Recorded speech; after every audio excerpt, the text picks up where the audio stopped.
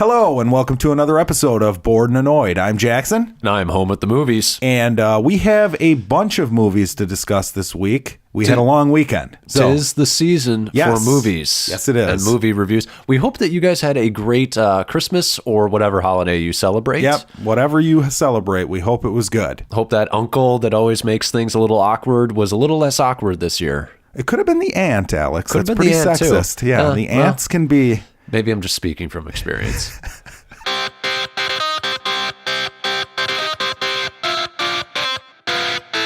Bored and Annoyed. News. Yeah, we got a ton of trailers this week. Yes, trailers. Most bad. Most bad. Right. What is the most bad of the bad, though? We had Men in Black, International. Okay. So Chris Hemsworth, Tessa Thompson. It seems like it's a sequel. Because there's a picture of Will Smith and Tommy Lee Jones, doing their thing. I didn't think it was as bad as you did, but it does look like just another of the exact same movie. Yeah. Like, what's his name is going to be playing Agent K or Agent Zed or whatever the fuck his name. Rip Torn's character is Liam Neeson now. Yeah. I mean, it just...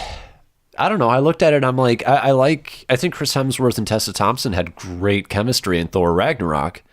And then you realize that a lot of that was Taika Waititi and his writing and his sense of comedic timing. And this didn't, I didn't laugh. Does anyone once. ever have bad chemistry in any of his movies? No, I mean, think about they don't. Sam Neill and that kid. Yeah. Yeah. I mean, it's true. It's true. He knows how to direct actors. I just looked at this and I'm like, this just... It looks bland. It kind of does. They didn't really... I mean, they didn't do anything to really get me excited. Yeah. It doesn't look like it's taking it into new territory, like just because it's not in the U.S. or whatever. Right. Like, didn't you assume that the Men in Black was just like international as an organization, considering they have to protect the entire planet from aliens? I assumed that they were U.S. based, but they functioned internationally. So they have a headquarters in the U.S. Yeah. So maybe they do have like a separate division that handles international affairs. Yeah. Okay. Well, it's kind of weird because it is like, aren't you more intergalactic? Maybe that's the sequel. Well, I mean, they're protecting Earth, right? I mean, that's the main goal. But they're like protecting us from intergalactic threats. That's true. So yes.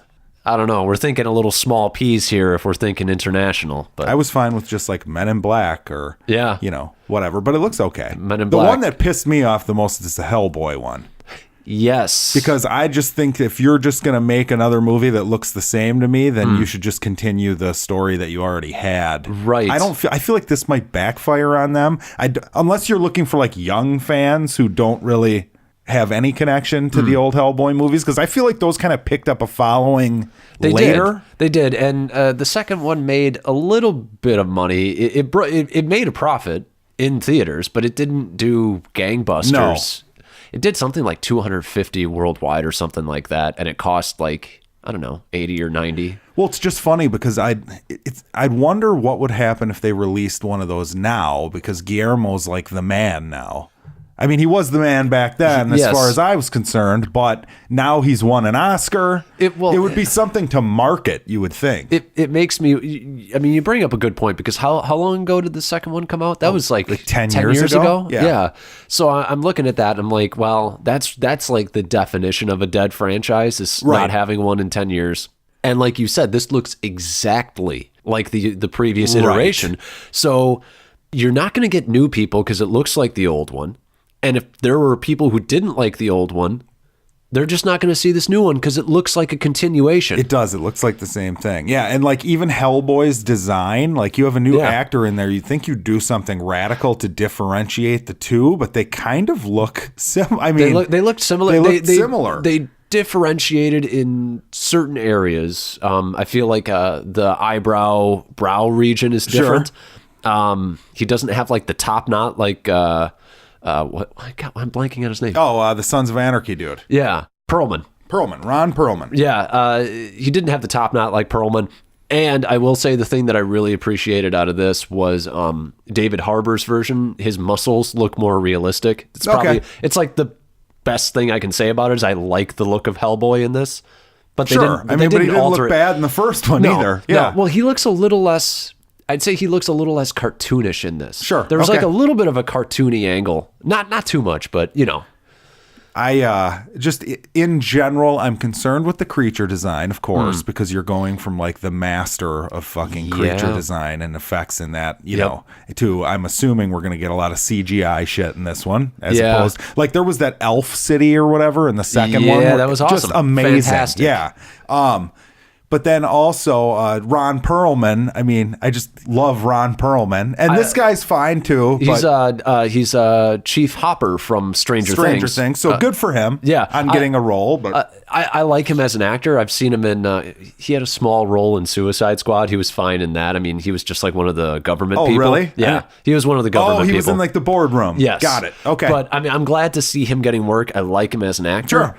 But that's where Stranger Things probably helped him tremendously. Yes, because he actually seems, I mean, he's great in Stranger Things. Yes, so I would agree. I think he'll be good. I think he'll be the single good thing about this. Let's hope so. I mean, it's even if he's good, you have those Hellboy fans like myself who are going to go, but he's not Ron Perlman. He's not my Hellboy. Right. Right. And it's so funny, too, because I remember when that first one came out, people were kind of like, what the fuck is this? They didn't really like it very much. Yeah.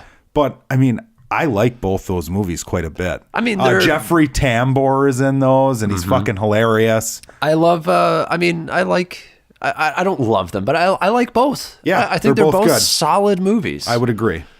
But the trailer just looks... It's just such a stupid idea because it's like you're not reaching anybody new. Right. You didn't go more like hard R or something, and you didn't go more cartoony. You just kind of stayed where you were. So like I said, I think this is going to fail. Do you? I think this is going to fail at the box office. Well, it's funny because it's one of those where I hate being this guy, but I kind of hope it does because I wanted 3. So serves you right would be what I would say. Yep. You know. And the only reason that I'm even remotely rooting this movie on is because I like David Harbour. Well, maybe he'll be good. I mean, I just hope it doesn't like kill his career. It's like, oh, that guy that was on Stranger Things and then killed his career on Hellboy. You mean that guy? Yeah, I don't think that'll happen. I hope not. No. That's what I fear. More shitty stuff or good stuff? No, we got one more trailer. Okay. Us, the new Jordan Peele horror movie. Yeah, it looks fucking awesome. It looks awesome. It does. So yeah, basically family, black family. Yeah. Home invasion from themselves. Yeah. Like the dark mirror dimension version of themselves. Yeah, I'm wondering like what the social commentary is going to be in this, because in the other one, Get Out, it was obvious from like the trailers. Yes. But this one's looks like a little more of a generic like slasher flick type. But you know him. Yeah, he's going to do something to say. Right. So that's the thing that's got me excited is I cannot wait to pick this apart like metaphorically. Right. Well, maybe he'll make it a little bit more difficult this time. Probably. Which will be good. Yeah. I mean, I liked the first one. Yeah, so do I. But or the first one. Well, like whatever. It's going to become his, It will be like his series. Right. Well, now, I mean, if this is good, then I'm really going to start getting excited for that Candyman movie too. Right. Well, he's writing and producing that, but he's not directing it. But still, I mean, the guy, he's clearly got his, finger on the pulse of the horror genre. I agree. And from that trailer, I mean, it looks fucking insane. Awesome. Yeah. And it's got M'Baku from Black Panther. Yes. And Lupita Nyong'o. She was also, what's her name in The Force Awakens, right? The little Yoda stand-in character. And she was in 12 Years a Slave. Yes, Lupita Nyong'o she's great. She's fantastic. So, I think between the two of them, I think the acting is going to be solid too. I would agree. So I'm incredibly excited for this. That's moves up the list real fast. It came out of nowhere and it looks good. Yeah. Did you see those pictures of Aladdin? And Will Smith is the genie. Talk about a marketing fucking snafu. Right. Like I'm going to give them the benefit of the doubt. I'm going to say that they have a product that they've looked at, like actually watching the movie or whatever, that looks good. Maybe like put together a good trailer and release that instead of pictures of guys wearing costumes from, because set photos don't always look like what it actually looks like. Agreed. Through the cinematographer's, viewpoint. Agreed. But I gotta say, that fucking picture of Jafar Oh, that's bland. Jafar. That's bland. What the fuck? I mean, like you said, it could be a great performance, but I mean, that's one of those things where like, and this is what you can do with cartoons, is you can create like a silhouette. Character, yeah, right. You can create something that instantly you see and you're like, bad guy. Yes. This is not that. And he's an awesome character design in the original. He is. He is. I would say Aladdin had some of like just the best world designs for all these classic Disney movies. But I don't like... I'm trying to take what you're saying and sort of take that out, like sort of like the lighting and whatnot in the shot. I'm just looking at costume design and like character design. Aladdin is too clean. I don't understand what's going on with like their clothes are way too overly designed. It makes sense for like Jasmine and Jafar and maybe even the genie a little bit. No, he should just be like a dirty looking, like he should be wearing like rags. Yes. Aladdin should. Yeah. And it would be nice. I mean, it's weird. Like they look like a school play almost with the people were saying that it looks like a Brazzers production, the porn company. Oh my god! And I looked at it, I'm like, well, yeah, I could see, like the genie knocks on the door to install the cable for Jasmine, and all of a sudden some hot and heavy stuff starts happening. They just bought some shower curtains. Okay, now that is probably the biggest fumble is the genie. Yes. Like, I'm sorry, but how did you think people were going to react to that? Because you didn't like make it clear what was happening at first, because apparently there is a blue genie that's mostly CGI. Yeah. And this is just like his human form. Yeah, Will Smith had to go on the defense on his Instagram or whatever, being all, nah, I do appear blue. Well, what if this was all just like like they're like, okay, let's release these pictures. Let's see what people say. And if we have to fix it, we can fix it. I feel like the marketing on this movie is just in like this death spiral right now. After like that lackluster first trailer, and then this, it's like, are you guys just writing this off? Well, and it's Guy Ritchie, isn't it? Which is weird. That's got me really scared. Yeah, because I mean, it's just ugh. Because didn't he do the King Arthur movie? He did, and it's funny because I didn't hate that as much as most people did. Right. But that was because like I kind of like Guy Ritchie, and I understood that like, okay, this isn't going to be like a narrative, like, it's not going to be like the same as your typical medieval story. It's going to be like this weird like Snatch type fucking, all over the place nonsensical movie. Yeah. Which it was, and I kind of had fun with it. Mm-hmm. But this is Aladdin. Yeah. I don't know. I don't want to see that. I don't think he'll do that in this. And I think if he's trying to do something that's not his forte, he's going to be in trouble. So you're saying if it's not nonsensical all over the place, it might be in trouble. But if it is, it's not what you want to see.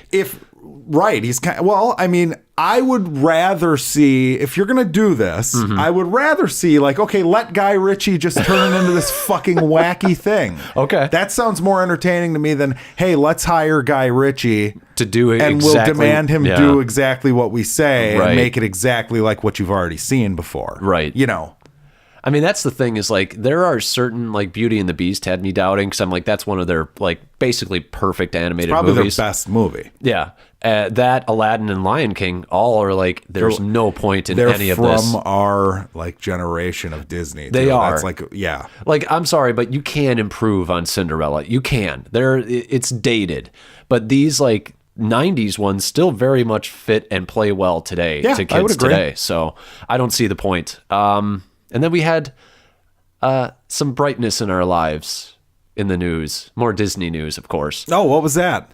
Apparently, they're moving forward with the Pirates reboot without Johnny Depp.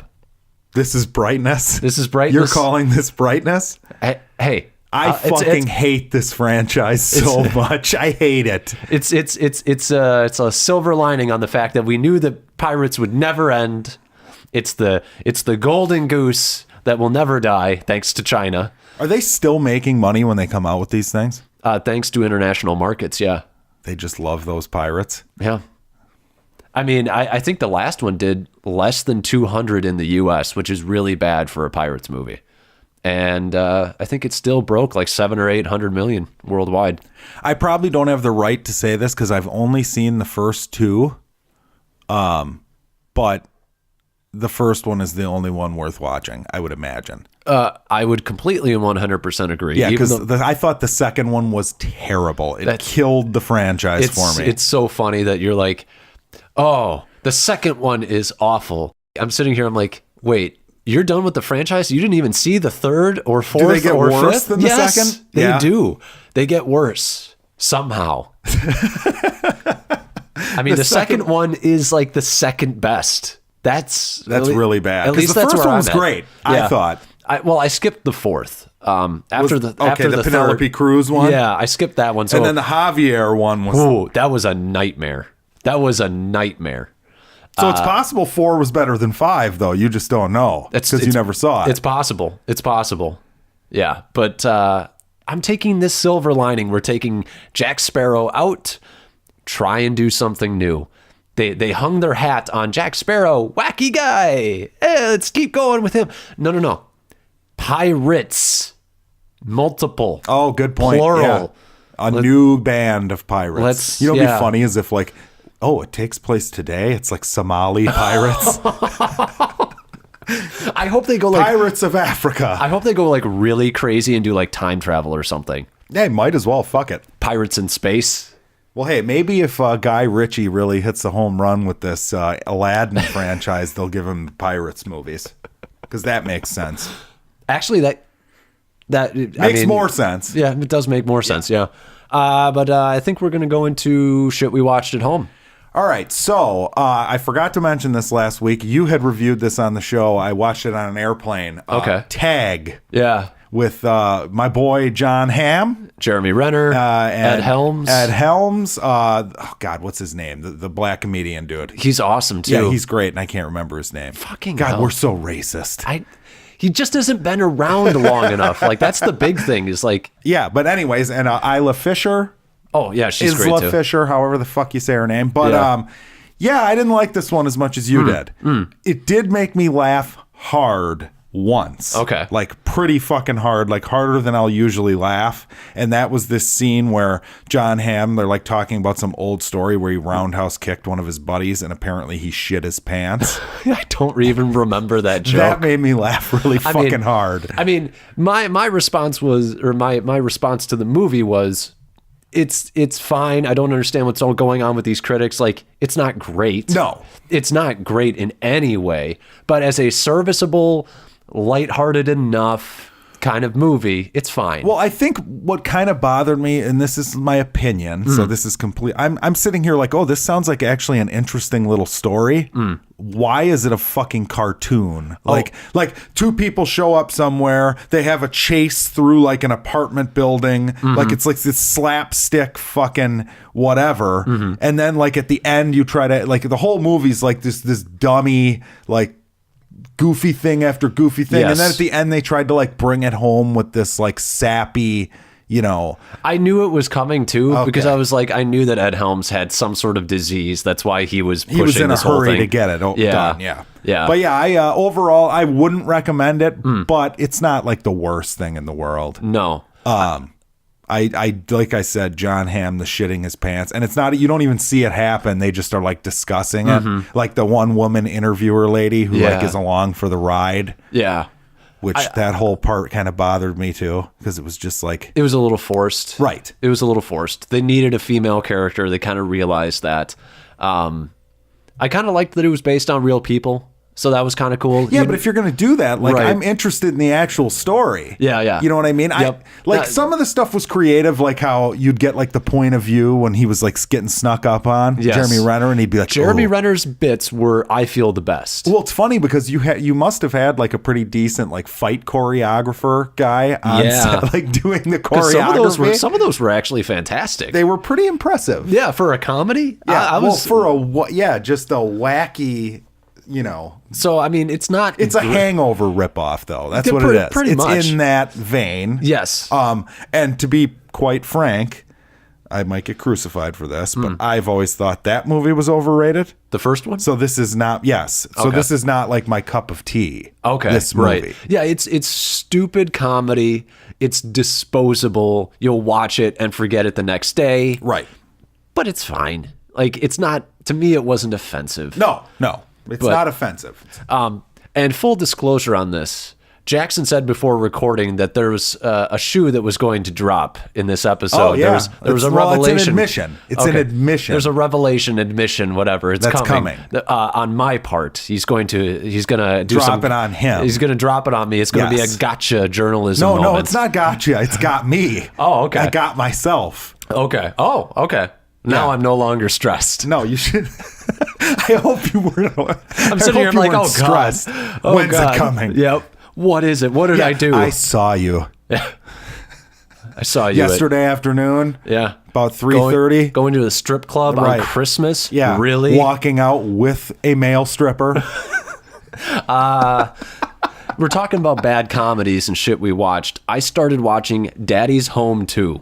Okay, I'm glad you just brought this up because I want to hear about this because when I saw the trailer, I went, this looks like something that would be fun because Mel Gibson is in it. Sadly, I thought it was pretty bad. I didn't. Okay. I only got like half an hour in and I was like, you know what? I was in the mood for a Christmas movie, but I didn't want to see one I'd seen. Is it a Christmas movie? It's a Christmas movie. Oh, okay. I didn't even realize John Lithgow and Mel Gibson show up to Will Ferrell's and Mark Wahlberg's Christmas. Okay. And also, I was like, oh, this is great. We've got, Linda Cardellini. Oh yeah, she's from, in it too. Green Book. She's in it too. So I was like, all right, you tip the scales in the good. You've got a decent cast here. Yeah. Well, here's the thing. I'm like, when I'm watching it, I'm like, okay, so I love John Lithgow. I'm not so sure about Mel Gibson. You know, like I haven't fully forgiven him. And then I'm like, I love Will Ferrell. I really like Mark Wahlberg all that much. Okay. But then Linda Cardellini came up on the credits, and I was like, all right. So it's 3-2. Yeah. I was like, all right, let's do this. Let's see what we got. And half an hour in, I was like, this is a waste of time. It's just not that good. It's really... Did you see the first one? I didn't see the first one. I haven't seen either one of these either. No. And there was one point where I was like, ooh, movie got some major points. So Will Ferrell's... So Mark Wahlberg is like the biological father of the kids. Okay. And Will Ferrell is now married to Linda Cardellini. He's the stepfather. And the first movie was them not getting along, I'm sure. Sure. And now they're best buddies. It's the sequel. And so they split custody. They're like best buddies. So like Mark Wahlberg shows up to the park and he's like, hey kids, waving from the parking lot. And the kids start running towards him. And then one of the kids leaves one of their toys behind. So Will Ferrell's like, oh, I got to pick it up. He's right in front of the swings. You see the kid swinging and you're like, oh boy, here it comes. He's going to get hit by the kid. You can just feel it coming. And then they pull it away. He misses, the kid misses him. All right. And then he runs into something else and falls down and whatever. But I was like, hey, they got me. You didn't go for the cheap. All right. But no, it's garbage. It's bad. It's just not good. Now, is John Lithgow one of their dads and Mel Gibson is the other one? Gee, I'll let you figure out who's dad. I'm going to guess that Mel Gibson is Will Ferrell's dad. No, see, that would have been wrong. That would have been more interesting. Okay. Like rough dad raises wussy son. Yeah, that's kind of what I thought. That would have been more interesting. No, it was like gruff guy has gruff kid. So they like learn from their father. It's not like one of these things where every other generation their personalities are gonna. Yes, because that sounds more interesting. It does sound more interesting, but no, it was like Mark Wahlberg hates his dad. His dad's a douchebag who's divorced and drinks and is just like this womanizing asshole. Oh, and so Mel Gibson plays himself. Actually, yeah, it kind of feels like that. It kind of feels like that. But I love John Lithgow. I mean, he actually sells one of these just like... I love John Lithgow, period. He sells a terrible joke. And I was like, you know what? That's the second laugh I've had in the... Actually, that was the first laugh I had. It was like 25 minutes in. And I was like... But it's not enough. It's not enough because he had to save that joke with his delivery. Only he can do that. So, yeah, don't see it. Yeah, big John Lithgow fan. I'm excited for the Pet Cemetery. Yeah. But yeah, no, so I also watched A Simple Favor. Yes. With... Paul Feig. The Paul Feig joint. Oof. It's a Paul Feig joint. Yeah, he knocked it out of the park with that Ghostbusters remake. I still have not seen that. I'm not sexist. It's just not good. I'm just sorry. Terrible. Okay, well... So this one is his latest movie with Blake Lively and Anna Kendrick. Yeah. It also has Henry Golding from the Crazy Rich Asians movie, the main guy in that. Good cast. Yeah, and it's got a guy Rupert Friend from he's in Homeland, who I really like. But weird fucking movie. Okay. So it's trying to be like a Gone Girl style chick flick and like a Pitch Perfect style chick flick at the same time. Where like there's this mystery where one of them is missing. And I was actually quite like intrigued and into it for about half of it. Mm-hmm. And then it got so wacky. I have actually had this spoiled for me. Like I know the twist about one of them going missing. Yes, sure. It sounds like when the person was describing it to me, who said it was fine and relatively, but when you get it described to you, you're like, this is stupid. Like, when you say it out loud, it sounds dumb. The end of the movie is incredibly stupid. Yeah. Like if, because they don't play it as if it's like this unrealistic thing at the beginning, but by the end, it's just gotten so convoluted and ridiculous that it's like, oh, this should have been like a satire the entire time. Right. Yeah. You know, but honestly, like, entertaining. I would recommend it, especially to someone who likes this sort of thing. Right. Like, I really like Anna Kendrick too. I just like her. She's likable. She's a national treasure. Yes, I would agree.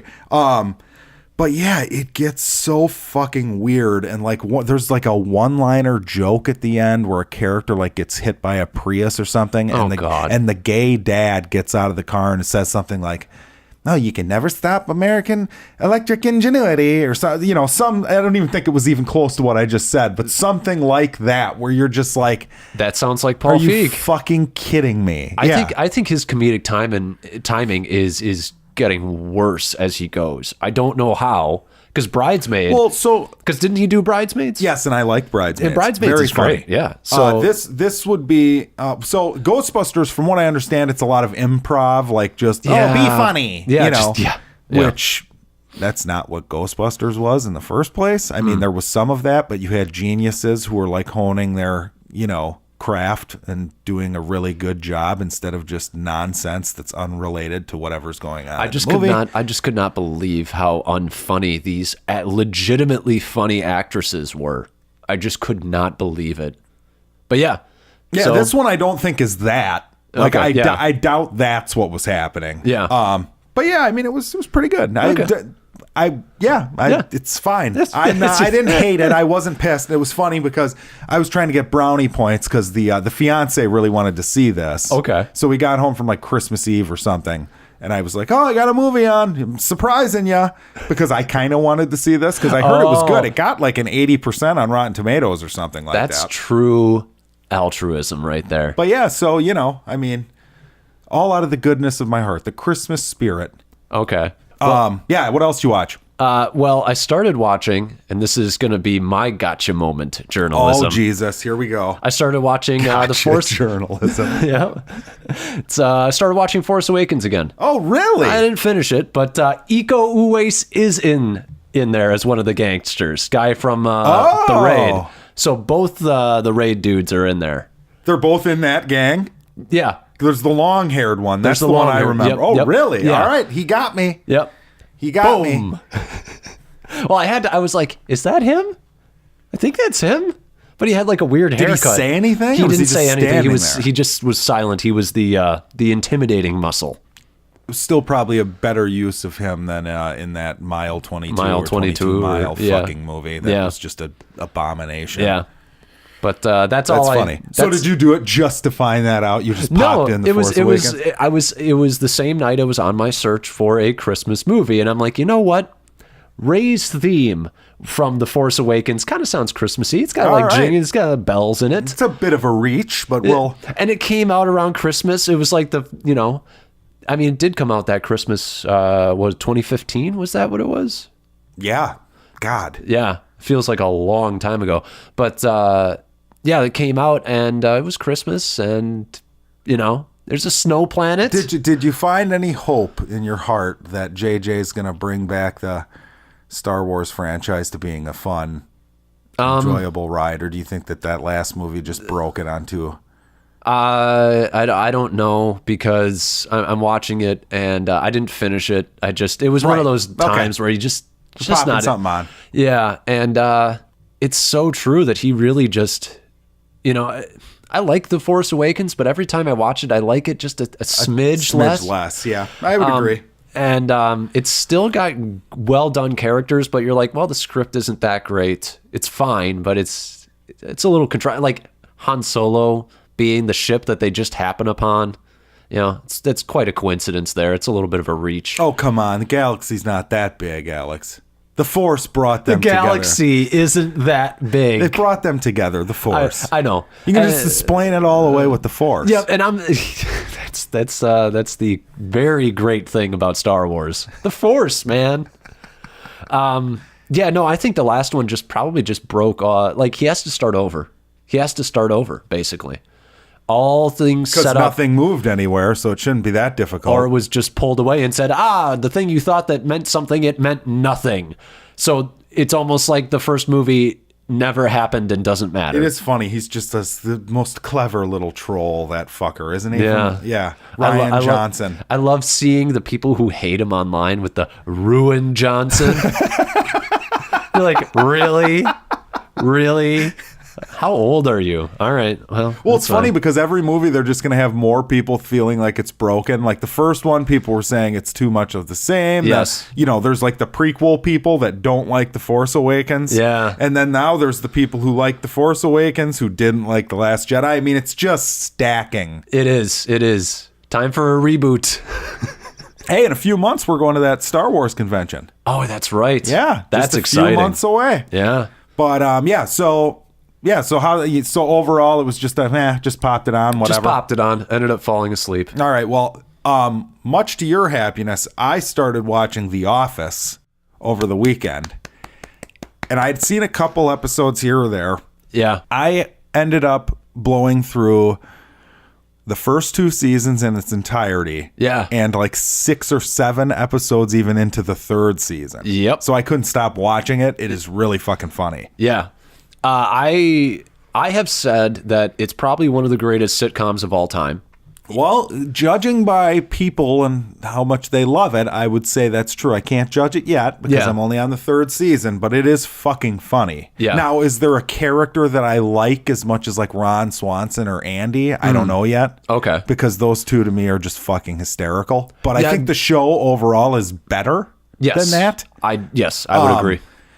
Dwight is pretty goddamn funny. Dwight is fantastic. Michael, I both love him and want to punch him in the face in every moment of every scene he's in. They struck that balance. See, season 1, came out and they based it off the British Office. Yes. And so they really went hard into the British version, which was Ricky Gervais was just this irredeemable kind of dick and idiot. And there was no and then in season 2, in the English one, I think they sort of realized people are getting more turned off. Soft moments. Yes, with him. Yeah. They want to humanize him a little bit, and that went a long way. I think for the show was we can have cynicism and we can have satire and we can have all these things, but we got to make sure we got a little bit of heart. Oh God, because he is just the worst. He is, but he is trying. Yeah, usually he is. That's true. Yeah, that is true. He doesn't want to be ignorant. But yeah, it's good. It's fantastic. It's really funny. I am excited to continue watching it. I have a long ways to go. Yeah. And it's a sitcom, so I'm assuming what'll happen is I'll have my few weeks where I just don't watch it at all because I just get burned out. Yes. Possibly through no fault of the show. But I will say this. Does it get worse? The last 2 seasons, the ball definitely drops. Okay. The final season, it picks back up again in quality a little bit, but the second to last is not so great. Well, here, I'm going to tell you my fear, and I don't want you to spoil it, but I'm going to put this out there. So I was a big Frasier fan. Right. The best thing in Frasier from a narrative standpoint was Niles and his crush on Daphne.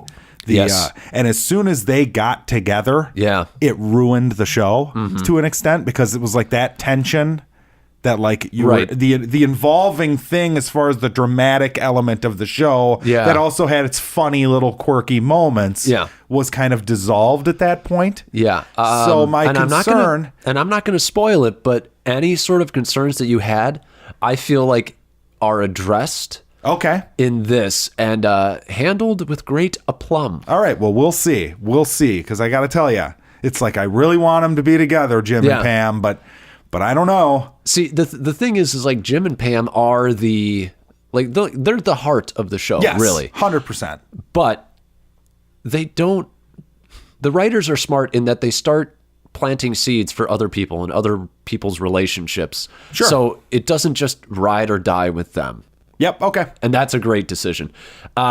So many people watch The Office over and over and over again. Okay. I Facebook group. I follow The Office on Facebook. Okay, and it's still active, I assume. Yeah, they post things, and then people are like, on my 12th rewatch of the series.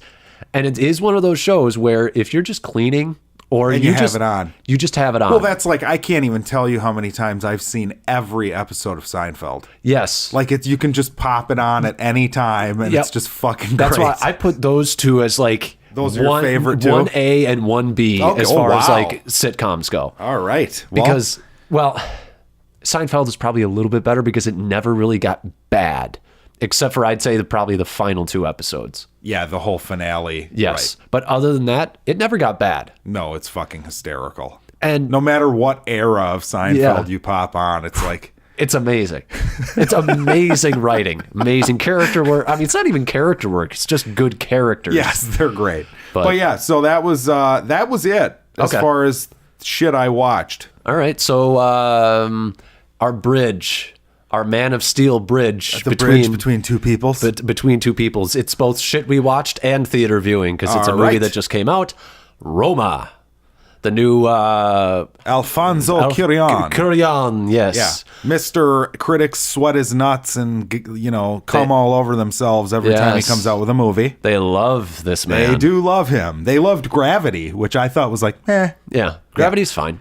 But I thought this was great. We kind of had our spat off air on this. I really liked it. Mm-hmm. I can see why people don't, though, because it's definitely not like they put it up on Netflix, like right when you go into Netflix, like Roma, it's the big thing. Yeah. And I would assume your average Netflix viewer is going to turn this on and turn it off within like 20 minutes, maybe within 5 minutes. I would argue, probably maybe within 5. Because the opening shot of this is the camera is pointing at tiles. Oh, look at he's sighing. See, I liked this though. I'm watching this. This is where you're gonna get a peek into the differences between Alex and myself. See, you got I'm put it in frame here for a second. It's black and white. It's water splashing on tiles, and I'd say that shot lasts 2 minutes? The entire opening credits. Yeah, the entire opening credits. So it's like an old school movie where basically all of the credits play before the movie. Yep. Now, and it looks like an old school, like the old school credits with like the logos and yeah. Right. And so it's like, I'm sitting here and I'm like, okay, black and white, still shot, throwing on all the credits beforehand, playing all this old okay, so I know what you're going for. You're going for an old classic feel. And I'm like, sort of. Yeah. I've got to I'm going to combat that, but we'll come back to that later. That's fine. But I'm just sitting here and I'm just like, I get it. Like, I get what you're trying to do, but this is boring. There's a reason we don't do all the credits before movies anymore. We just don't do this. And I mean, like you said, you're going to get a full look into sort of like behind the curtains on both of us. I had to watch like a lot of art film in college.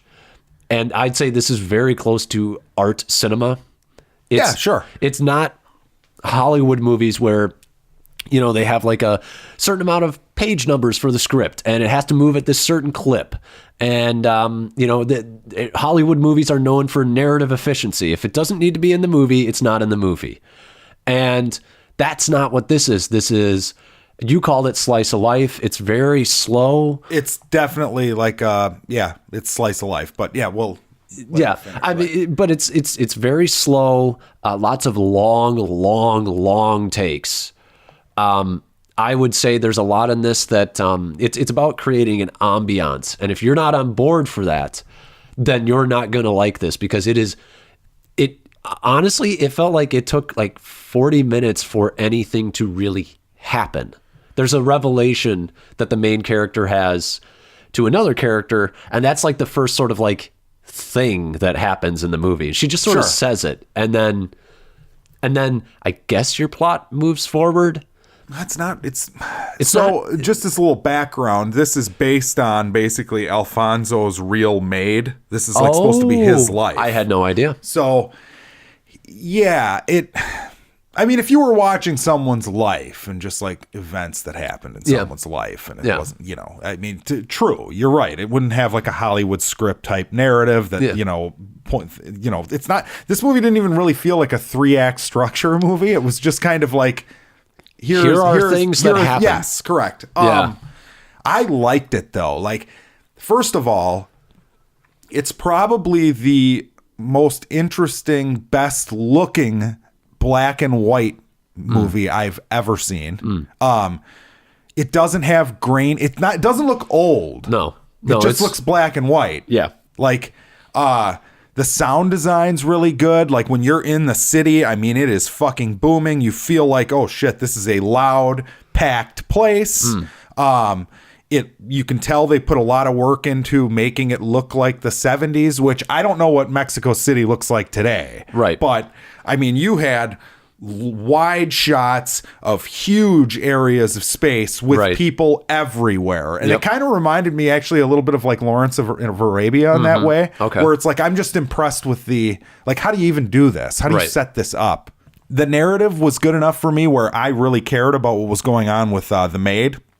Because the movie's basically about kind of a middle class to upper class family in Mexico City. The husband in the family is gone all the time. He's a doctor. Yeah. And the wife and the kids and these 2 maids are always home. Yep. And it just follows like the life of this maid. And yeah, I mean, it's like a movie about nothing. We talk about Seinfeld as like a show about nothing. Yep. There's probably more like plot developments in episode to episode in Seinfeld than there is in this. Right.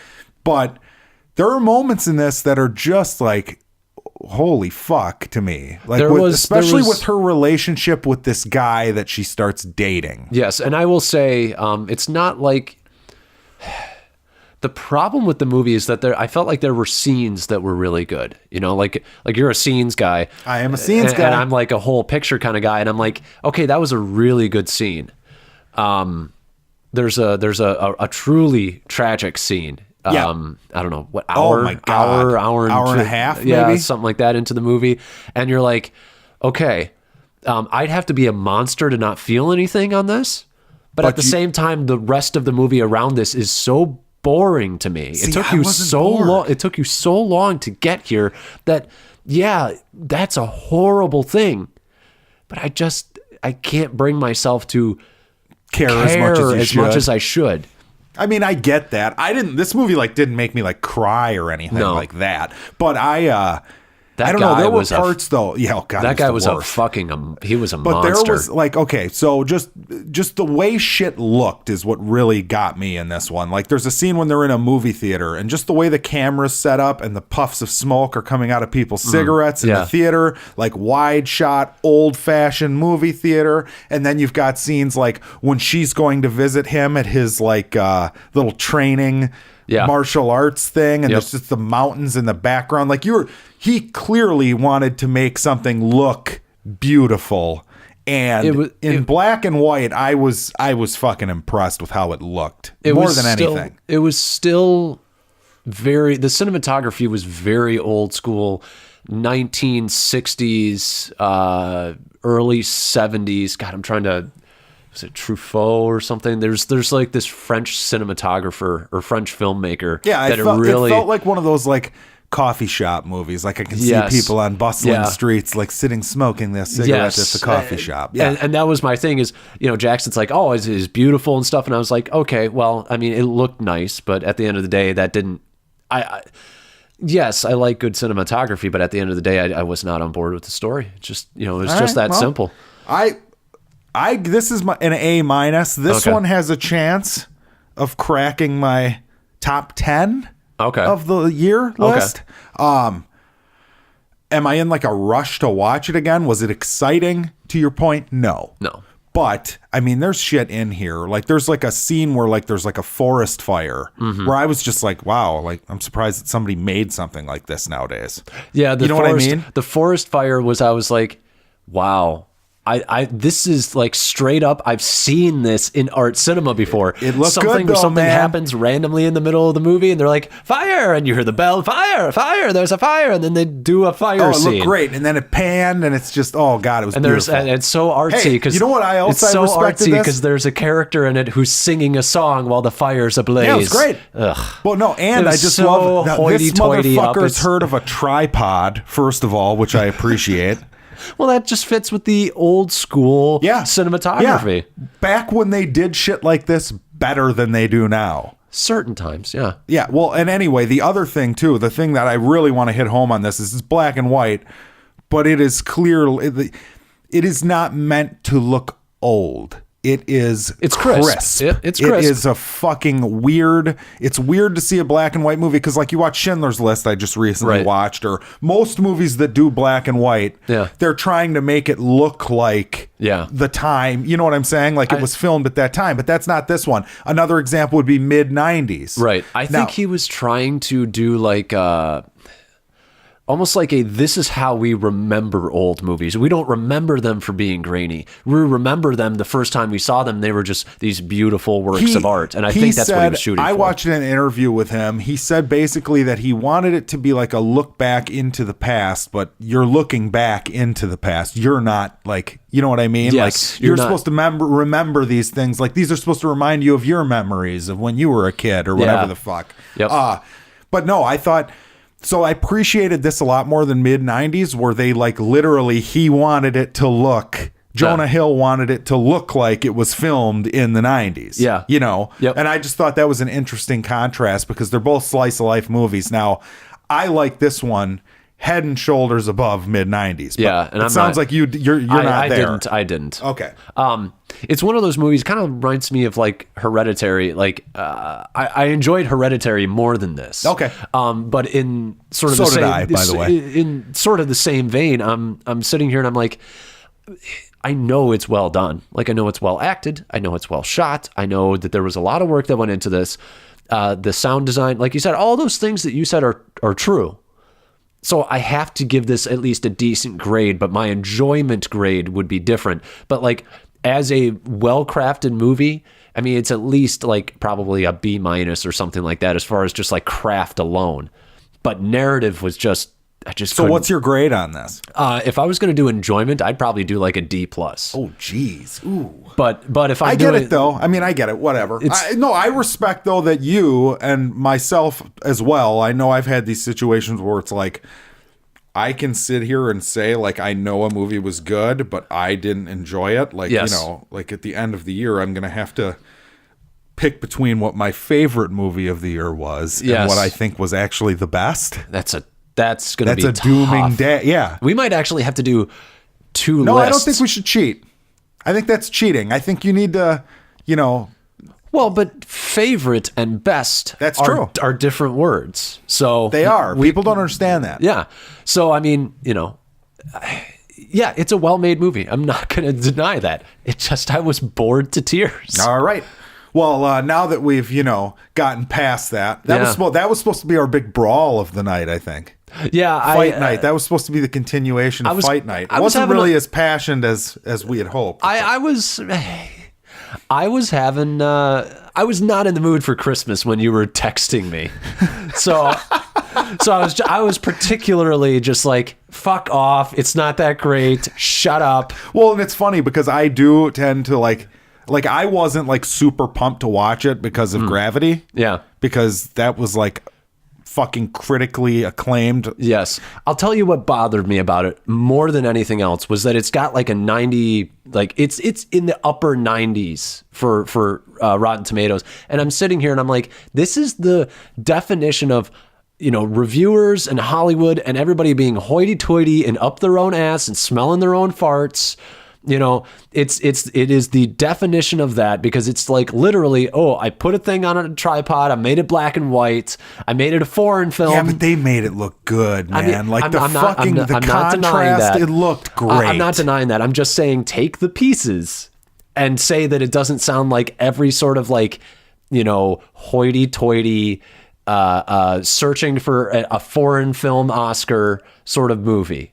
Black and I feel white. like it's already won the foreign film Oscar. I'm sure it has. And cinematography, I'm sure too. it has. Black and white, subtitles, slow-moving camera movements. It deserves it. Cinematography, actually, honestly, which is funny because this is like the opposite, but I would still give Alpha cinematography in my own brain. This would be in second. Okay. But Alpha will never win cinematography. It won't be nominated for cinematography.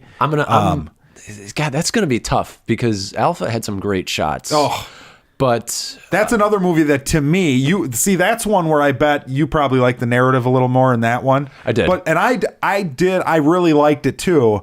But to me, that one is put in another realm from its basic fucking narrative path just because of how it looked. Right. Which this one is too. This is going to be tough because, I mean, you're kind of looking at cinematography as like how beautiful is the shot. But there's also stuff like, cinematography would be like the single take in, oh God, I'm blanking on the name, the fucking Scorsese movie. Oh, Goodfellas. Goodfellas. That cinematography. There's a lot of too. direction there, though, too, that I give credit to because you're directing actors and they need to be, right. Well, but your point is well taken. You're talking about when they go into the club. Yeah. And so like that's some of the greatest cinematography of all time, just for like the technology that was there, what they had available, and the execution of it. People don't think about it enough. Like, I'm also sitting here thinking about Hereditary, that last scene where you have like the woman, she's up in the corner, or like the dude steps in with his balls hanging out in the kitchen. It's just like, what the fuck? Yeah, I think Hereditary had really good cinematography. Yeah. There was a lot of actually really good cinematography this year. This was funny too because this is the first one. Alfonso, he did Children of Men, Roma, on this. Yeah. He did his own cinematography on this one, whereas he did not in the previous two. But I felt like it kind of looked like Children of Men at times. I suppose. Children of Men was fucking good. Children of Men is a really good movie. It is. If y'all haven't seen that, y'all. But yeah. So anyways, what's going on? What's the thing you're sharing? Well, I'm hitting my vape. Okay, is what I'm doing. You hear that, children? You can decide whether to leave that in. Well, I figured, the theater viewing segment, I saw a couple things you didn't. You saw something I didn't. So we'll start with those. The Favorite with Rachel Weisz, Emma Stone, and Olivia Colman, also with Nicholas Hoult in it, about the Queen of Ireland, Scotland, England, like in the 1700s or whatever. Yeah. Basically, the plot is she's got these two servants, they're cousins, and they're kind of rivals for her affection. Yeah. Really fucking good. Yeah. One of the big surprises, because I do like this director's previous two movies. He also did The Killing of a Sacred Deer and The Lobster. Both very weird movies. He makes weird fucking movies. I'm going to butcher his name here. Yorgos Lanthimos. I bet you didn't butcher that. That sounds spot on. Wow, that'd be shocked. But anyways, this movie is really fucking funny. But I was like the only one laughing at every bit in the theater because it's that weird, dry humor. And this isn't a movie that necessarily this guy's fans are going to see. This could just be people who are interested in like that period, or they like the actresses, right? And if they show up to this. It could cause problems. But yeah, it's very funny. My admission, I now like Emma Stone. It's done. I like her. I was going to say, it took you long enough. It took me long enough. She's fucking great in this again. Yep. It's all she does. Fucking great. She's like a rapper. All she does is win. Yeah, and Rachel Weisz has been great for a long time. Yep.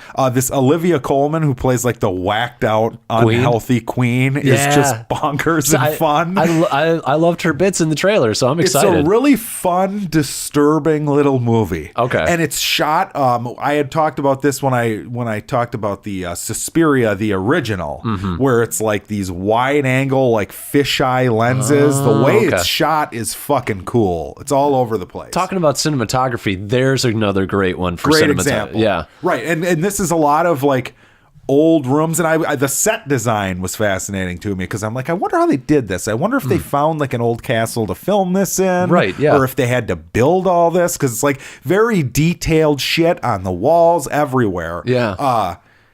It's got a little nudity in it, a little, lesbian risque, behavior in it. It's a fun movie. It's really fun.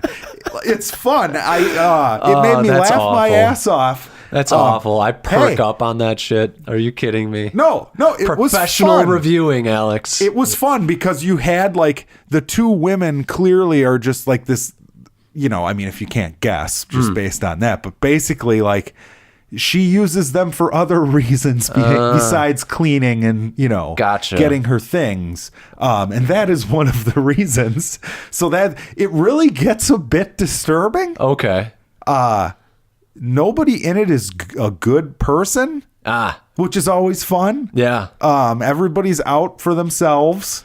I'm interested to see this because The Lobster was a weird movie. This is not as weird as the other two. See, that's what I'm looking forward to. Is I want to see how this guy does more of like a straight story. But it's funny because it's a straight story, but it's so fucking weird. Good. Like just the tone and the things like, You're making me really. Now I looked over at my buddy who I saw this with. He's a big fan of this guy. This is like his favorite director. Okay. But I looked over and I'm like, he's really obsessed with hand jobs, like jerking off and hand jobs because there's a lot of now the last two movies, very clear hand job scenes, which you don't usually see time and again from the same director. Yeah, there was one in The Lobster, wasn't there? I don't know about The Lobster, but I know there was one. Nicole Kidman gives a very, very interesting hand job in the killing of the sacred deer. Yeah, no, it's all business. They're all business hand jobs. It's like I swear there is one in The Lobster. In The Lobster, I don't think they can jerk off. I think that was like the rule of the place where he was. But I thought that he couldn't jerk off, but didn't they have like maids that like you could have like the maid do it? I felt like that was a scene. It might have been. I don't know. I don't know. Either way, this guy is just he's fun. You're going to get some weird shit. Yeah. This was really good. I liked it a lot. I'd give it an A-. A- Again. Oh, wow. Yeah. Wow. I really enjoyed it. I enjoyed it more than the guy who's a fan of this director. Okay. Well, that's exciting. I saw Mary Poppins Returns. Mary Poppins. So this one this one's directed by Rob Marshall. I don't know what he's directed, but he directed it. I just wanted to give him a shout out because I thought he did a pretty darn good job. Emily Blunt plays Mary Poppins, and she's fantastic as always. Lin-Manuel Miranda, the oh God, what's that? Not Hamlet. What's that thing on? Oh God damn it! It's like the biggest musical right now. Yeah. Hamilton. There we go. Thank you. He's great. He's in it. He's kind of like the new chimney sweep kind of guy. Well, let me tell you, it doesn't surprise me that it was good because Rob Marshall did direct Pirates of the Caribbean on Stranger Tides. So. Really? Holy shit. But he also directed Into the Woods, which was good. I didn't see Into the Woods. It's good. Okay. If you I'm sure it's like the same vein as this. You know what? I did see with Into Emily the Woods. Blunt and I did not like Into the Woods. Oh, you didn't like it? Oh, I liked it in Chicago, which I think won Best Picture. Okay. But yeah. Well, I think based on my experience, because I did not like Chicago. I didn't finish it. You didn't like Chicago, you didn't like Into the Woods, and you didn't like... Yeah. I mean, you haven't seen On Stranger Tides. That's 4. Yeah. Well, I would say probably safely this would be my favorite movie of his. I think it did a phenomenal job of recapturing Mary Poppins. And there was a moment in which I was like, this movie is like going to Disney World. This is the feeling you get going to Disney World. Like as a kid? As a kid. Yeah, okay. Yes. Because you're like... That makes sense just from the look of the trailer. You're like, yeah. This is classic Disney. The music is classic Disney. There's classic 2D animation in this. The songs and the choreography are great. Emily Blunt is... I'm blown away by her. Like, I'm consistently blown away by her to the point where it's like, you really shouldn't be blown away anymore because she's always amazing. Ben Whishaw? Paddington. man, this guy breaks your heart in this movie. Really? He's good at that period. Yes. I really quite enjoyed this. And this movie only has a 77% on Rotten Tomatoes and a 68% with audiences. Oh, wow. And I'm sitting here and I'm like, I think that if you at least... Now, there are moments I don't like in this. Don't get me wrong. It's not like a perfect movie by any stretch. Okay. But at the end of the day, when the credits start rolling, if you didn't like this, I think you might not have a heart. Oh, wow. I think you might just be the biggest Grinch ever. Well, hey, the percentage kind of 42 or 32% of people don't have a heart. That kind of lines up, right? All right. Yeah, perfect. But there is, I would say, probably the big thing, and this is when I took this moment, I was like, this is a good bathroom break moment. Meryl Streep shows up in this movie. Always good. Not here. Oh, really? I did not. Well, I mean, her performance is fine. It fits the movie she's in, but I hated her musical number. I really, truly hated her musical number, and it felt like, and the nitpicks would be, some of the musical numbers go on too long, because this movie is 2 hours plus long, and it should be probably like an hour 40. So a couple of them, I'm like, you know, just like you had the chimney sweep scene, which was probably my favorite in the original. That's the only thing I remember. Yeah, that was my favorite in the original. There's a similar one here where there are street lamp lighters, you know, because they turn on or turn off the gas or whatever. They're the new chimney sweeps for this movie, and they have a dance number in it that is, it's all impressive and it's all well done and really well choreographed. It just went on like 2-3 minutes too long. And I could say that about a decent amount of the musical numbers. And like one of the kids wasn't a great actor, but I mean...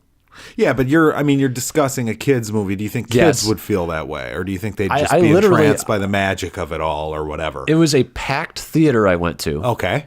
And all of the kids, like I literally heard a mom ask her 2 kids and both kids were like, yeah, it was great. One was a boy and one was a girl. There you go. So I thought it was, and it's got a nice little message about, you know, it's the same message that we saw in the Winnie the Pooh one. Sure.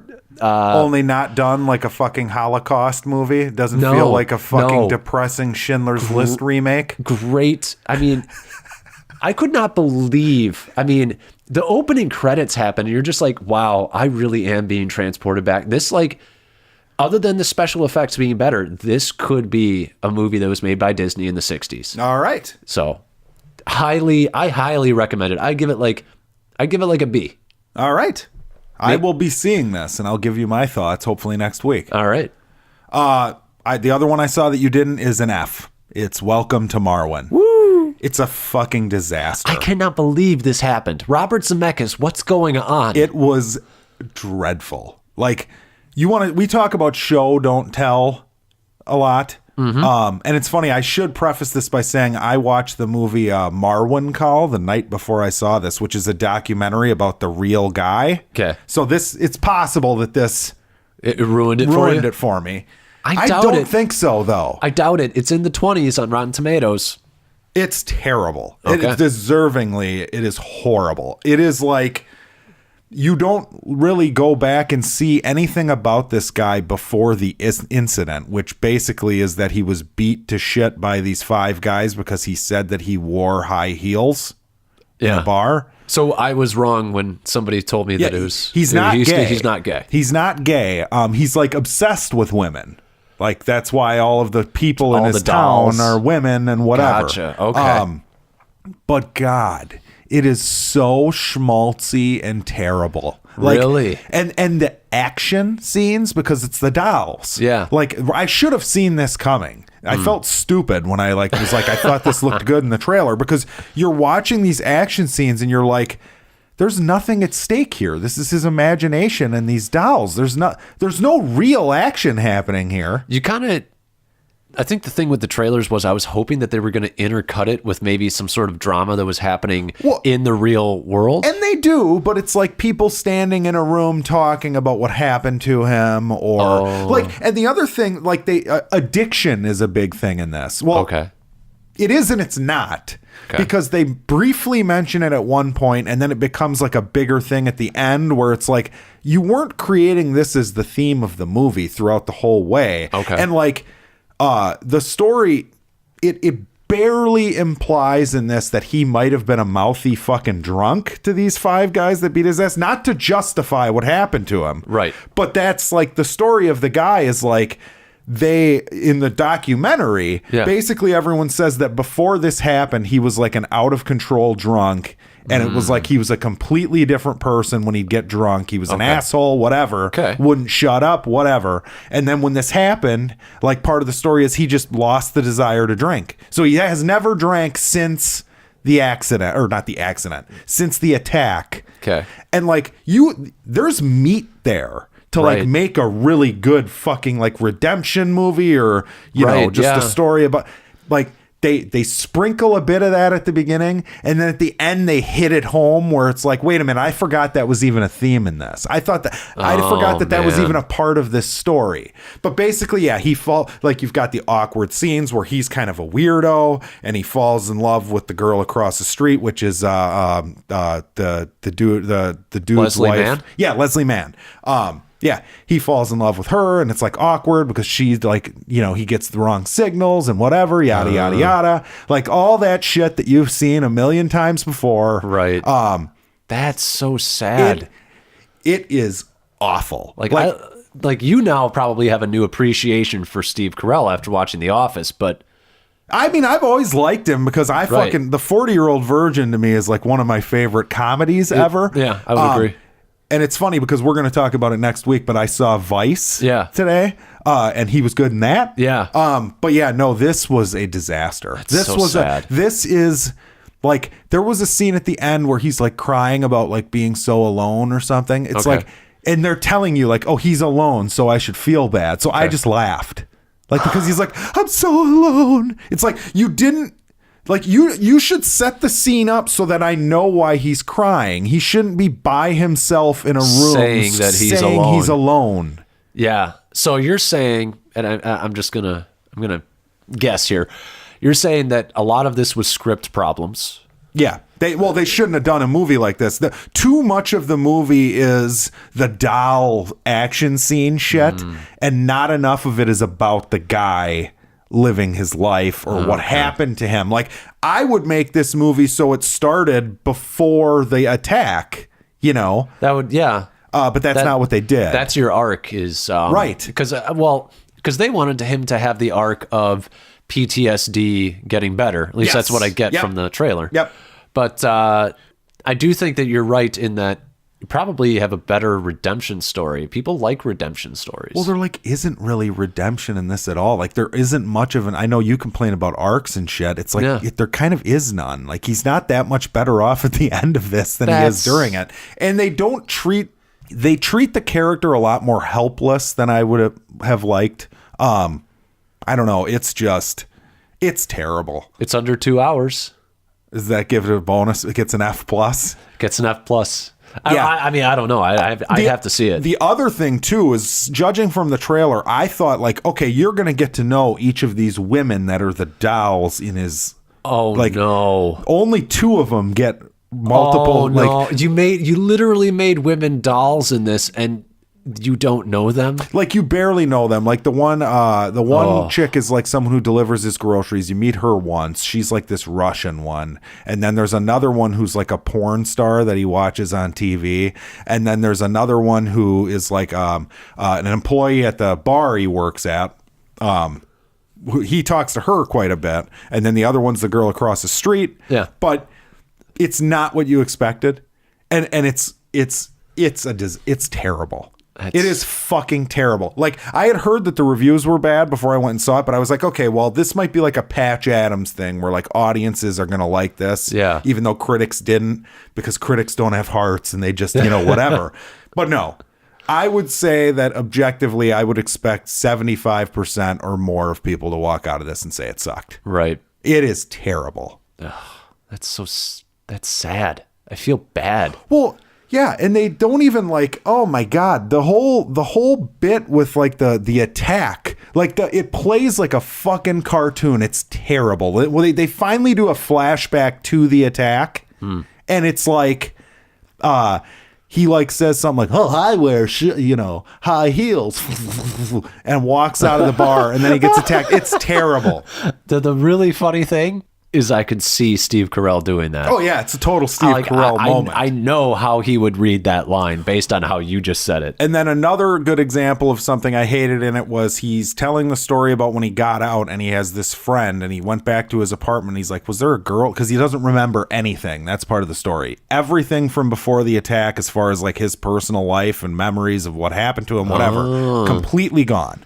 So he comes into his house and he opens his closet and he's like, was there another person? Like, did I have a girlfriend living here or what? And the friend is like, no, those are your shoes. Like, because he's obsessed with women's shoes. And I'm sitting here going like, wow, this would have been like a good scene. But instead you just have him like, he's telling someone in the movie about this. Right. Like I just told you. Yeah. You could have played it for laughs.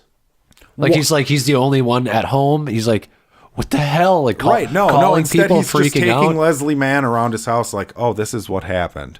Moment A, I walked in the house and blah, blah, blah. It's terrible. That's so, whatever. And yeah, I'm a big Zemeckis guy, so that sucks. Like, even when he has like a miss of sorts, I kind of like Robert Zemeckis. Yeah. Beowulf, Forrest Gump, Castaway, Back to the Future. Yep. Back to the Future, one of my favorite movies of all time. Welcome to Marwen. Ugh. Well, this is a big blight on him. Well, directors, when they get older, it seems to happen. They lose their mind. He's going into Ridley Scott territory. It seems to happen. I don't know what it is. It's not just directors too. It's like artists in general. Like they just kind of lose it. Yeah, musicians all the time. They're great in their 20s and even into their early 30s, and then podcasters. Hopefully, it doesn't catch up to us. Podcasters are the opposite. They actually get better with age. Yes. All right. So, well, yeah, that's all I have to say about that. Steer clear of that fucking movie. It is a goddamn abomination. It's fantastic. One of the worst of the year. Fantastic. So what does that leave us with? Bumblebee? Yeah. Is that it? That's all we got is Bumblebee, huh? Yeah. All right. Well, I liked it. I'm the Transformers guy of the two of us. Yep. I, even forgive Transformers sometimes when they don't deserve forgiveness. 5, I thought, was an abomination to mankind. This is the best one since 3, but most people are going to say it's the best one since 1. Yeah, I would agree with that. I also was not in love with this movie, though. Okay.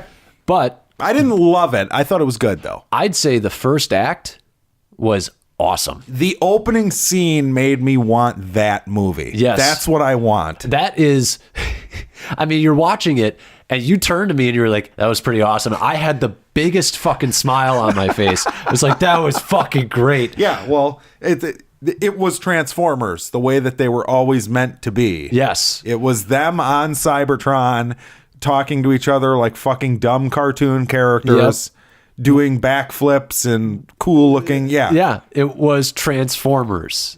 It was Transformers. That's all it was. But I actually liked, so Haley Steinfeld is the main character I like in this. her. She's the new Shia LaBeouf. She basically has a similar sort of arc. Sure. I mean, she's got better things going on for her as far as like an emotional arc than Shia LaBeouf has. I think Shia LaBeouf's big one is like, how can I get in Megan Fox's pants? But that's an understandable arc. Yeah. But I would call her the new Henry Thomas, by the way. Henry Thomas, the star of E.T., the boy in E.T. Oh, yes. Yeah, you were right. This was E.T. Yes. This was the Iron Giant. Yep. I felt like the first act was the best because I felt like they set her up pretty well. Even though I was really annoyed with, I love the 80s. You know this. No, you love the 80s. But they were really hammering it home a little too much at the beginning. There was like straight up like 10 80s songs in the first like 20 minutes. I was thinking to myself, like, they're going to get through the entire discography of the 80s by the time we're in like hour 2 of this movie or whatever. I could not believe it. It was like, scene. Here's some music while a character does some things. Oh, here's some dialogue. The song stops, some dialogue. Oh, here's a new scene. Oh, here's a new song. Yeah. It was just like, no. Didn't bother me too much, but I understand the bother. It really didn't bother me to begin with, but as it kept going, I was like, you just got done playing a song and now you're playing another song. You stop it. But then my problem became, I felt like the thing about the script that bothered me, it always comes down to script. It's funny that it's the same script. I feel like those other movies. It's like it plays out like beat for beat with them. The ending is blatantly. Yeah. I had a problem with, it's one of those movies where like it telegraphs the big important, like she's a diver. And her dad died. Oh, yeah. You gave me the real sigh at that part. Yeah. I'm like, come on. Like, of course, she's going to have to dive somehow to save the day at the end. Like, you knew there was a dive coming. Yeah. Well, they kept going back to it multiple times. Yeah. Like, at some point, this is going to have a payoff. Yeah. It was a bit too much with that. It was a bit too schmaltzy. And I'd say the thing that also got me was, sometimes I felt like I was watching some things that were corporate mandated in this movie because I'd seen this guy's previous work with Kubo and the Two Strings. I have not seen that. And the humor in that is different than this. This was like borderline like watching like a live action cartoon. People do not talk like real people. And there were certain things in it that reminded me of Michael Bay humor, where I was like, because some of the humor really did not land I liked at all. the humor in this. I thought it was nice. I thought it was fun. Some of it was good. It wasn't like based on titties and humping and fucking, No, I will give you that. It's not that specific Michael Bay humor, but it is the like really, really dumb, like slapstick. Like the anxious boy who's trying to get in her pants or whatever. Yeah, right. Yes. Oh, by the way, that character... pointless. I did not like him because he was okay. He was just. I mean, it's like, what do I know about him other than he has a job with Haley Steinfeld and he likes Haley Steinfeld? Well, I mean, I think the idea of him was, is she going to open? Like, is she going to let this guy in? Right. Which is part of her arc. I would say. Right. Yeah, I don't know. I didn't mind him. I mean, I'm not saying I hated him, but he just... all of it very much felt like an 80s product, too, which is kind of like what Stranger Things did or whatever. Yeah. This one doesn't have as much time to, like, hone in on that as Stranger Things does. So it's more of like the, like almost like the Breakfast Club feel or, something like that they're going for, which I thought they did a good job with. Yeah. I mean, there's one scene in particular involving, like, the diving where they go up and... like all the badass kids are like hanging out at the cool guy spot, like partying or whatever. That full on, you're right. It's full on 80s in that it's a completely contrived scene to make her deal with her arc or whatever, do the thing or run away. Yep. And it's not long. We haven't gotten far enough into the movie for her to actually pull it off yet. Yep. So you're just sitting there and you're like, okay, cool. So everybody just happens to be hanging around being like, we're going to do a dive. Oh boy, here comes that girl that used to dive. Better remind her about her dead dad and how she doesn't dive anymore. That was horrible, by the way. Yeah. We're into spoilers now, I take it. What would you give it for a grade? A B. Okay. A B. Okay. A B. Yeah, a B. I would give it, I'm waffling between C and C+. Okay. I'd probably give it a C+ because the things that are good in it are actually really good. The action's really good. I feel like we should mention that. It looks really good. You can tell what's going on. Yep. There are obvious goals. There are, multiple things going on that make sense. Yeah. All of the Transformers stuff is flat out fantastic. Yes, it looked great. Like, this is the guy that you want. You want this guy to take over and just take out all the humans and just do a Transformers movie because he will knock it out of the fucking park. Yeah, we'll see if that ever happens. It probably never will, but I still want to see Megatron, by the way. Yeah. Well, we'll get into spoilers. He's not in this movie. Yeah, and this is my biggest beef with the movie is if you're going to do this, just erase it all. And I think they might end up doing that. They probably will. Because it doesn't... I've been bitching. I've always been annoyed that Bumblebee could talk at the... I mean, I think I've talked about it on this podcast multiple times. Yes. How at the end of Transformers 1, he can talk. Yeah. But then they just forget that he could talk. Yep. For the rest of the series. It's like, okay... Continuity does not matter in this series at this point, and they prove it again because this movie is trying to be a prequel and also trying not to be at the same time, and it is irritating. Like, it's dumb. It should not be a prequel at all. No, exactly. Like you said, the director said something about Megatron's not in the movie because he's frozen, or he's frozen in the North Pole or whatever. No, at this point, if that's what he said, he's wrong. Then that's my point, because he's actually frozen at the Hoover Dam. Because they found him years before this. Oh, that's right. Yeah. Sector 7 or whatever. Well, Sector 7 is mentioned in this. See, I don't know if he actually said frozen in the Arctic. Wherever. But he said frozen. Point. Yeah, no. Sorry. Not a good enough excuse. People want to see Megatron. So they keep forgetting, and this is me getting on my nerd megaphone here, but they keep forgetting that Megatron and Optimus Prime are equally essential to the Transformers. That's the point. Like, fans choose one or the other. There's the Decepticons and the Autobots. Wait. That's the marketing. Who's choosing Megatron? Me. What? I'm a Megatron guy. No, you're a fucking Optimus guy. Optimus is great. I love his voice. But I'm a Decepticon guy. Like, I get excited when Megatron is on the screen fighting Optimus Prime. Okay. I am rooting for Megatron. I shrink down and I turn into a handgun that Starscream fires. Well, there's some things we don't need. Like, what is that? Well, no, just the banter between him and fucking Starscream is like the best you shit. Idiot. Yeah, it's the best. Megatron!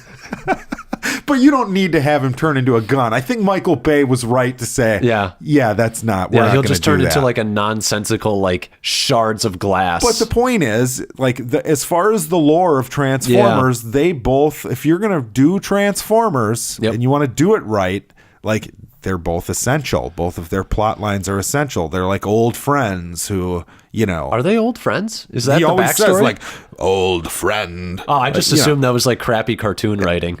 I just assumed they were friends at one point. Okay. And then, I want to see that movie. Yeah, when they're friends and like something happens. They go and get an ice cream together. And then like somebody does. No, but there you go. That'd be an interesting movie. Like, okay, you have Megatron and Optimus Prime. They're both like in the army or something, and they're friends. And you have like the betrayal moment where one betrays the other or pisses off the other. How about there were never Autobots and Decepticons until the split between those two? Yes. And then they branded each other. That's what you do. Yeah. That's what you do. It's a civil war. We are so fucking good on this. Are you kidding me? It's the Union versus the Confederates. Like, you do. That's what you turn it into. Like, it's not that fucking complicated. Yeah. Oh my God. I cannot believe we just okay. I'm going to get back to this movie. So I did hate that beach scene. I really hated it. I hated the bullies. Cliff beach scene. Yeah, I hated the bullies. The best thing about the beach scene is that the "you got the touch" comes out because Bumblebee is finally learning. I didn't like that because I felt like that should have just been the song playing over the beginning of the movie, the Cybertron fight. I felt like that should have been the 80s song that was playing during every sequence that had it in. Yes. Oh man. Somebody out there, when this comes out on Blu-ray, remove those and put in "You've Got the Touch" for every scene. Somebody has to have already like planned or done that with the opening at least. I hope so. Like with him doing the like flip over it was great. Yeah, I could talk about that opening scene. I mean, I was at that point in the movie, I'm like, all right, this is fucking great. And I was thinking to myself like, I'm going to have to admit this is the best one. Yeah. That did not happen. It did not happen. No. I ended up and this is how I was disappointed. I ended up saying I thought that one is better than this. I think it is too. And part of that might just be because it was like this new fucking blockbuster that was hoisted upon us. That was, I mean, it was huge, you know. I remember when it came out and I said something along the lines to my girlfriend that I was like, that is like the quintessential summer blockbuster. Oh, it absolutely was. It has everything that you need in a summer blockbuster. Well, and it's funny because we can shit on Michael Bay, and everybody can shit on Michael Bay all they want, but he fucking, as far as what his job was with that franchise, initially he knocked it out of the fucking park. I mean, the first three were huge. Huge fucking movies. I would say that he dropped the ball in the second one. That's not all on him because of the writing, writer's strike at the time. No, I'm not saying it was good. Right. I'm you're just saying if you as look far at as the like box office numbers, the second one killed it too. Yeah, I mean, it broke records as well. Yeah. So all three of you're right. All three of the beginning ones did. Then the last two were saved by foreign markets. The last one was just... The last two were both bad. Yeah. The last one was just the worst thing ever. Oh, my goodness. But I got a little bored in the beginning, or in the middle of this. Okay. And I think that... Is that like he's in the garage and she's working on him there were a few too many of those garage scenes. And then the scene where like it was very contrived where he goes into the house. Like it makes sense. He doesn't remember shit. So he's like infantile and he goes into the house and he starts breaking all the shit. But that was so contrived because it was designed so that she'd have a fight with her parents and she'd feel all alone so she can be at her lowest point for act 3, you know? I feel like that happened in E.T. too, where like E.T. went rambunctious in the kitchen or something, and then the kid got all upset and like ran away with E.T. It's like, it's the same. You've seen it before. Yeah. I thought it was done okay. Like it was a fun little Nobody moment. was I mean, our theater was damn near empty, but nobody was laughing at his slapstick shit going through the house. Like there was not a peep. So I knew that whole scene was not landing. It was kind of failing. That's an interesting thing we should talk about is this movie did worse than 5. Yep. And that's where Michael Bay fucked it. Where he built it into this thing. They fucked up by continuing that too long. Yeah. They should have changed course after 3. Well, they were trying to change course with The Last Night. That was when they developed the whole Transformers writer's room. That's right. Yep. They had a bunch of different ideas and all sorts of shit where they were going to go, like 19 more movies or whatever the fuck they said. Which is exactly why that movie failed, because there were like 67 ideas in that movie. Yes. And none of them were good. Ending, like there was a cliffhanger ending with like oh my God. Apocalypse is coming. Yeah, from the X-Men. Yeah, basically, right. But, I mean, that was, the middle, and like I said, the beat you over the head, she hasn't gotten over her father's death, like everybody being like sort of a cartoon character, like her, quote unquote love interest, the military dudes. The mom. The stepdad. And I had some laughs in this, don't get me wrong. The stepdad was like one of the better of the like stereotypical. It was a little ridiculous though, because like he gives her a fucking a book about like learn to smile more or whatever for her birthday, and I'm just sitting here. That was like, a Michael Bayish moment, and I was like, this is a bit much, guys, and it was a bit much too, where she would like always like kiss her hand and then kiss her dad's picture. Love you, Dad. Would always say that every morning. I was like, okay, well, I get it. Also, how many years has it been since your dad died? I don't even know. Listen to this. He might be one of the 32% of the heartless folk. No. I thought I enjoyed all that. It had a heart. It was good. And I'm not saying that I didn't feel anything initially, because I got it initially, but then they kept hammering it home, and it's like, I fucking get it. You get it. Yeah. Like this movie, I felt like this movie you could have shaved out probably 15 minutes, and it would have been the better for it. You're probably right. It should be a leaner movie. Yeah. It's like almost 2 hours. It should be an hour and a half. Yeah. Final battle. Little contrived there, like I said, with her needing to dive in at the end. But it looked good, though. But yes, Bumblebee versus, I don't even remember. Yeah, that's the other thing I wanted to bring up is like these villains are nothings. They're nothing. They were kind of awesome, though. Like, I love the way they tricked like the CIA or whatever into Friend Powell or whatever they called him. It wasn't Colin Powell. What am I talking about? But, they were. Now, what'd you think of John Cena? John Cena was all over the place because he had one of the greatest lines and one of the worst lines in the movie. He was like purposely dumb as hell. Yes. Like, I don't blame John Cena at all, but I also don't understand. Like, I've seen people saying he was great in this. How? I don't understand it. Yeah. Look. He is funny though, like as a meathead. Like you're laughing at him, but it's purposeful. It was so like that's where I go. Like this is a cartoon because at one point he literally, and I'd say probably the worst line in the movie. There's a wall in my way as he's like walking forward, and the other military guys are gonna put some explosives up or whatever. Yeah, I didn't like that, but I did love his whole like, wait, we're going to trust them? They're literally called Decepticons. Does that not put up any red flags? Yeah, you would think it would. Yeah. And that's funny because that's what people think. Yeah. When they watch it, they go, well, why would you trust the red-eyed Decepticons? Yeah. So that was pretty good. One thing I hated was the Bumblebee going apeshit scene. Yeah. When his eyes turned red. And random. That's what happens. You Random. turn into a Decepticon when you're pissed. That was just... It made no sense because it was like, and like, weren't they intercutting it where like his memory was being reloaded like the whole time? Like that's when his memory was being rebooted during that scene? Yeah, because he had been tortured or whatever by the Decepticons when they like captured him and shit. But yeah, it was just fucking bizarre. Yeah. That came out of nowhere. And then the great thing is, it's like he literally just got done killing like a couple dozen guys.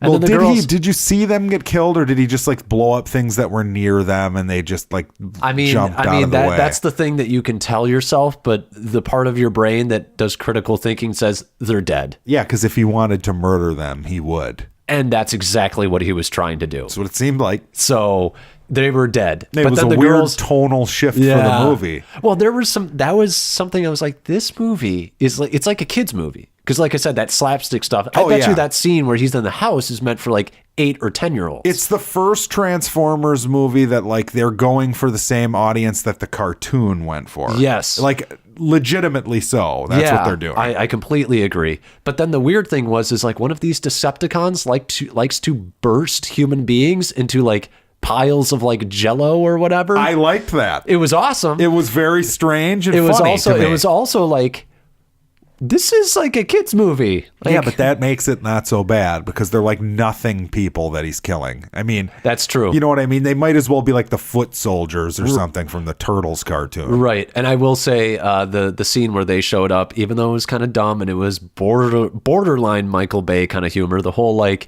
you slept with my sister. Oh, I only did it the one time. Not my car. And then he, like, oh yeah, the trashy couple. Yeah. I enjoyed that little bit. That was fine. I mean, there's stuff that works in here, but John Cena, Jesus Christ, hey soldier, salute. Oh at the end. I liked it. I liked the end. Rolled my eyes. Like I said, at that point, it's for kids though too. Yes, like they're gonna eat that shit up. Exactly. You know? I think if you're a young parent out there or whatever, you got some young kids, I think they're gonna love this movie. Right. I think it's gonna But overall, I hope it does better. I hope it gets a little bit of positive buzz and does better. I hope. Well, movies in December tend to start low, but they tend to have more legs. Is this going to be the Greatest Showman of 2018, 2019 season? Does Bumblebee last 6 months in theaters? That might be Crazy Rich Asians. I think that hit too hard at the beginning. No, but it had 20% drops or 18% drops from week to week.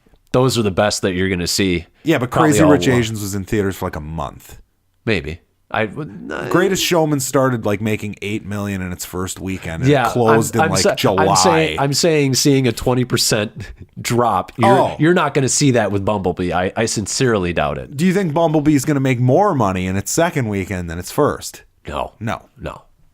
But I mean, I hope it does well because I did enjoy it.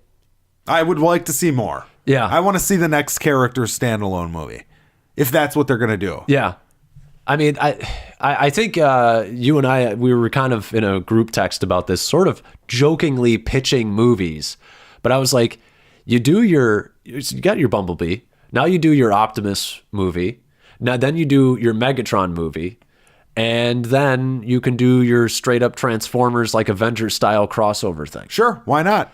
Although you can't do but the problem is if they're not going to erase the old canon, the new bullshit canon, I guess, then you can't do that. Right. But if they're going to just start over, which is what they should do. Yeah. Let's just pretend none of the other stuff happened. Well, it had its fucking reign. We kind of have to, there are new rules because at the end of this, all the Autobots are coming to Earth. In like the 80s. In the 80s. But we saw them coming to Earth in the first one. It makes no sense. They went on vacation. Well, and like the only reason they look the way they do in the originals is because they scanned the trucks and cars and shit, but they're fighting on Cybertron in the past looking like the cars and trucks. Which is the exact problem with the cartoon, though, if we're honest. Well, and that should just be, okay, then that's just unsaid. That's fine. If you want to do that, that's fine. Right. But you can't do it in the universe that Michael Bay created because those aren't the rules in that universe. One of my favorite things is, and like if we're gonna really, do this, so those guys are. Oh, how about that scene where the two villains were just like dismantling this one Autobot on this moon out in space? That was pretty sweet. That was awesome. But it really makes you think because you see them on that moon and they've got wheels.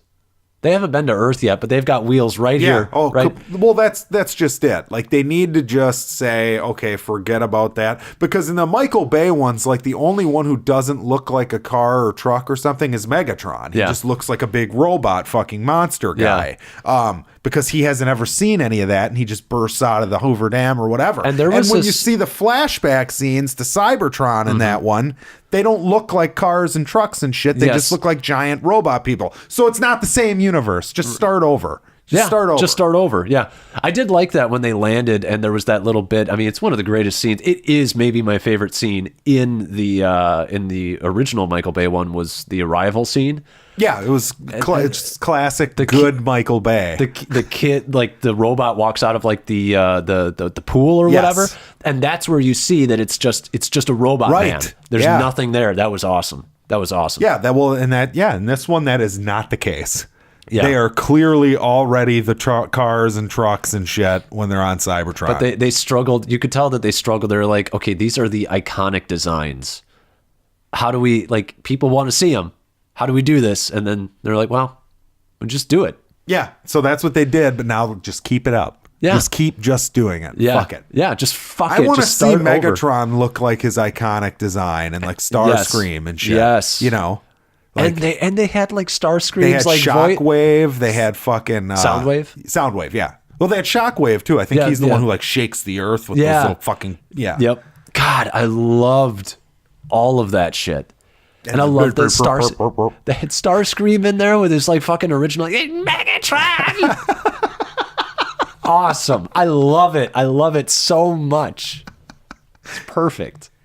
But yeah, I think that's pretty much it. Yeah, that's the end of the episode. We don't really know what we're going to review next week because we don't know what movies we're getting. There's some independent flicks coming out. So yeah, what was it? Ollie and Stan and Ollie is one of the ones. Stan and Ollie. There's The Destroyer. There's the Beale Street one. Yeah. The Destroyer with Nicole Kidman, and then you've got to see Vice. So we'll talk about that for sure.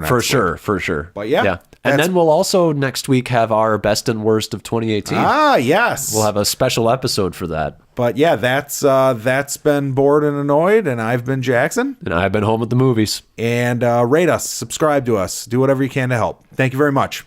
Bye-bye. We appreciate everything you do. Have a lovely day.